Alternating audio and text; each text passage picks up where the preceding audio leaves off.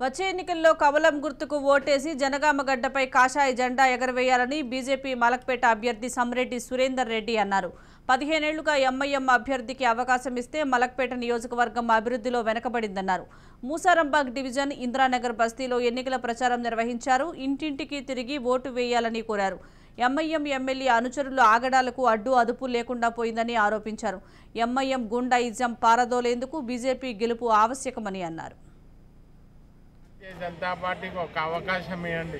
15 సంవత్సరాలుగా ఇక్కడ ఈ యొక్క ఎంఐఎం అరాచకాలు, ఎంఐఎంకు సంబంధించినటువంటి చీల నాయకులందరూ కూడా ఏం చేస్తున్నారో మీ అందరికీ కూడా తెలుసు. కాబట్టి వారిని తరిమి కొట్టాలి. ఎప్పుడైతే రజాకారులను తరిమి కొట్టినామో ఈ యొక్క గుండాలైనటువంటి ఎంఐఎం చీలగాళ్ళని తరిమి కొట్టాలని నేను ఒకటే మీ అందరికీ కూడా మనవి చేస్తున్నాను.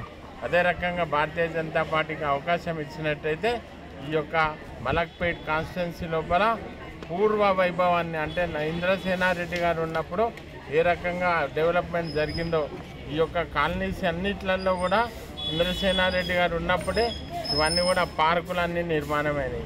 ఈరోజు ఆ నిర్మాణమైనటువంటి పార్కుల లోపల ఎలాంటి ఇప్పటివరకు ఏం చేయనటువంటి ఈ యొక్క బలాల ఈరోజు మళ్ళీ మేము అన్ని పార్కులను డెవలప్ చేస్తాము. ఎంఐఎం నాయకులు ఏదైతే చేస్తున్నటువంటి అక్రమాలను మీరు తరిమి కొట్టేటువంటి సమయం ఆసన్నమైందని మీ అందరికీ కూడా తెలియజేస్తూ ఈ యొక్క సారి భారతీయ జనతా పార్టీని గెలిపించండి.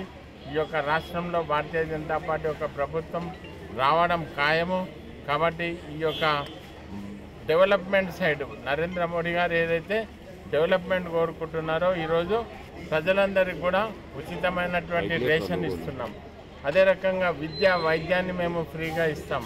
అదే రకంగా బీదలైనటువంటి ప్రతి ఒక్కరికి కూడా ఇండ్లు ఇచ్చేటువంటి కార్యక్రమాన్ని కూడా నరేంద్ర మోడీ ద్వారా మేము చేపడుతున్నాం. కాబట్టి ప్రజలందరూ గమనించాలి. ఇల్లు వస్తుంది, రేషన్ వస్తుంది, విద్యా వైద్యం వస్తుంది. ఇంకా ఏం కావాలి మీకు? నరేంద్ర మోడీ యొక్క వికాసానికి ఓటేయండి. భారతీయ జనతా పార్టీలో అభ్యర్థి అయినటువంటి నన్ను ఎన్నుకోవాలని నేను మీ అందరినీ కూడా కోరుతూ అవకాశం ఇవ్వండి. సేవ చేసేటువంటి